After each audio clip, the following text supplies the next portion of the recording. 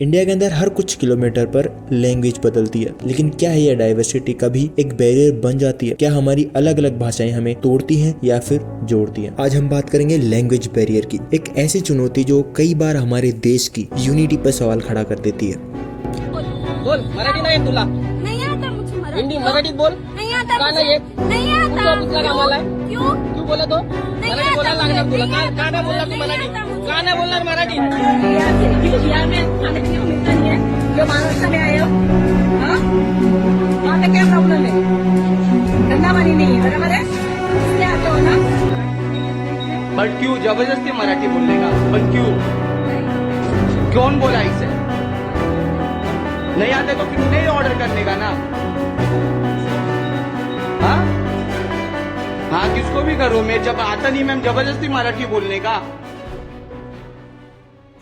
जब एक स्टेट से दूसरे स्टेट में लोग आते जाते रहते हैं काम के लिए या फिर बिजनेस के लिए, तो उनमें सबसे पहले फेस करने वाली प्रॉब्लम होती है वहाँ की लोकल लैंग्वेज। इंडिया के अंदर 22 ऑफिशियल लैंग्वेजेस हैं और हजारों डायलेक्ट्स। ये हमारी पहचान है, लेकिन यही भाषाएं मिसअंडरस्टैंडिंग और कॉन्फ्लिक्ट की वजह बन जाती है। हाल ही में मुंबई के मीरा रोड में जो हुआ, उसने फिर एक बार इस मुद्दे को सामने ला दिया है। एक दुकानदार वाले को सिर्फ इसलिए मारा गया क्योंकि वह मराठी नहीं बोल पाया।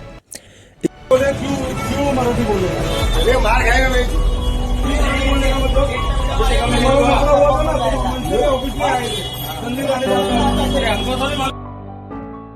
इस इंसिडेंट का वीडियो वायरल हुआ और इसने नेशन वाइड डिस्कशन शुरू कर दी। रिपोर्ट्स के मुताबिक कुछ लोग दुकान पर आए, पानी मांगा और जब दुकान के एम्प्लॉय ने उन्हें हिंदी में जवाब दिया तो उन्होंने उसे गाली दी और मराठी बोलने को फोर्स किया। तब बीच बचाव के लिए दुकान के मालिक आए, फिर उन्हें भी मारा गया। उनका कहना यह है कि उनके एम्प्लॉय दूसरे स्टेट के हैं और वो मराठी बोलने में इतने फ्लुएंट नहीं है। महाराष्ट्र में मराठी बोलने का कैंपेन नया नहीं है। राज ठाकरे की MNS जैसी पार्टीज हमेशा से मराठी को प्रायोरिटी देने की बात करती है, चाहे वो जॉब्स हो या फिर दुकान। सिमिलर सेंटीमेंट्स कर्नाटका में कन्नाडा के लिए हैं और तमिलनाडु में तमिल के लिए हैं, जहां हिंदी इम्पोजिशन का मुद्दा काफी सेंसिटिव है। जब बात महाराष्ट्र में भाषा के मुद्दे की आती है तो इसमें पॉलिटिक्स का एंगल काफी गहरा होता है। उनका कहना यह है कि महाराष्ट्र में मराठी बोलना मैंडेटरी होना चाहिए, लेकिन क्या हिंसा इसका सॉल्यूशन है? देखिए, MNS की पॉलिटिक्स हमेशा से मराठी अस्मिता पर बेस्ड रही है। जब उनको यह लगता है कि उनका पॉलिटिकल स्पेस कम हो रहा है तो वह ऐसे मुद्दे उठाकर अपनी रेलेवेंस दिखाने की कोशिश करती है।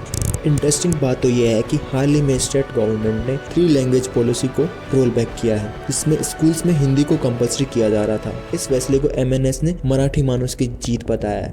लेकिन क्या सिर्फ यह भाषा का मामला है? एक्सपर्ट्स का मानना है कि इसके पीछे और भी कई रीजन हो सकते हैं। महाराष्ट्र एक इकोनॉमिक पावर हाउस है। यहाँ देश के कोने कोने से लोग काम धंधे के लिए आते हैं। जॉब अपॉर्चुनिटीज, बिजनेस, ये सब अट्रैक्ट करते हैं। जब बाहर के लोग यहाँ आते हैं तो नेचुरली लोकल पॉपुलेशन को यह लगता है कि उनके रिसोर्सेज पर दबाव पड़ सकता है या फिर पड़ रहा है। लैंग्वेज कंट्रोवर्सी, अनएम्प्लॉयमेंट और रिसोर्सेज के लिए बढ़ता कंपटीशन, यह भी एक बड़ा फैक्टर है जहाँ लोगों को अपनी लाइवलीहुड पर खतरा महसूस होता है, तो वो लैंग्वेज जैसे मुद्दे पर इमोशनली हो जाते हैं और इस इमोशनल कार्ड को प्ले करना पॉलिटिशियन के लिए आसान हो जाता है। यहाँ अपोजिशन भी ऐसे मुद्दे उठाते हैं जिनका कोई सेंस नहीं होता। शायद आपको पता नहीं होगा, लेकिन ऑफिशियल डेटा के मुताबिक 2025 के पहले 3 महीनों में महाराष्ट्र में लगभग 767 किसानों ने सुसाइड किया। 3 घंटे के अंदर एक किसान अपनी जान दे रहा है। ये सिर्फ नंबर नहीं है, ये वो फैमिलीज हैं जिनका घर पे कर चुका है। शायद आपने ऐसी कोई न्यूज नहीं सुनी हो, बट आपको ऐसे मुद्दों पर कोई डिस्कशन दूर दूर तक नहीं मिलेगा। अपोजिशन भी लोगों को मैनिपुलेट करने के लिए ऐसे मुद्दों को उठाती है जिनका कोई बेस नहीं होता। और ऐसी ही सेम कंडीशन साउथ के अदर स्टेट में देखने को मिलती है। तेलंगाना में भी तेलुगु को स्कूल्स में कंपल्सरी किया है, जिसमें CBSE स्कूल्स भी शामिल हैं। उनका कहना यह है कि स्टूडेंट्स को अपनी मदर टंग या फिर रीजनल लैंग्वेज सीखना जरूरी है। तेलंगाना में भी बेसिकली 2 ही लैंग्वेज यूज होती हैं, तमिल और इंग्लिश। वहाँ हिंदी को कंपल्सरी करने का सेंट्रल गवर्नमेंट का पुश हमेशा से ही एक पॉलिटिकल मुद्दा रहा है। तो सवाल ये है कि क्या किसी को अपनी भाषा बोलने के लिए फोर्स करना सही है या किसी को उनकी मदर टंग छोड़कर लोकल लैंग्वेज बोलने के लिए मजबूर करना डेमोक्रेटिक है? इंडिया की स्ट्रेंथ उसकी डाइवर्सिटी में है। हर भाषा का एक अपना महत्व है, अपनी एक संस्कृति है। किसी भी भाषा को फोर्सफुली इम्पोज करना या किसी को अपनी भाषा ना बोलने पर भेदभाव करना गलत है। जब हम किसी नए शहर में जाते हैं तो हम कोशिश करते हैं कि वहाँ की लोकल लैंग्वेज सीखने की, ताकि हम कॉन्टेक्ट कर सकें। ये एक नेचुरल प्रोसेस है, म्यूचुअल रिस्पेक्ट से आती है। लेकिन जब इस प्रोसेस को एग्रेशन या वॉयलेंस से स्पीड अप खराब करने की कोशिश की जाती है तो वह सिर्फ नफरत पैदा करती है। जरूरी ये है कि हमें भी हर भाषा का सम्मान करना चाहिए। गवर्नमेंट को भी ऐसी पॉलिसीज निकालनी चाहिए जो लैंग्वेज लर्निंग को इनकरेज करे, सपोर्ट सिस्टम डेवलप करे, ना कि डर का माहौल पैदा करे। एज ए सिटीजन हमें दूसरों की भाषा और उनकी कल्चर का सम्मान करना चाहिए। आप लोगों की क्या राय है? क्या लैंग्वेज बैरियर एक सीरियस इश्यू है? क्या जबरदस्ती भाषा सिखाना सही है? कमेंट में जरूर बताएं। वीडियो पसंद आए तो वीडियो को लाइक जरूर करें। मिलते हैं अगली और ऐसी इंटरेस्टिंग वीडियोस के अंदर। तब तक के लिए जय हिंद, जय भारत।